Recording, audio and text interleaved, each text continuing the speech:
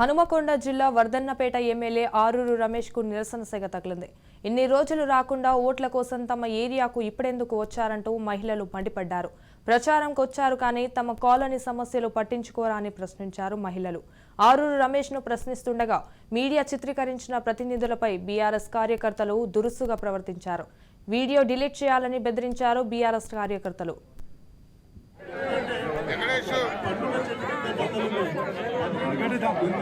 Senior నాయకులు చింతల యాదగిరి గారిని మాట్లాడుతున్నారు.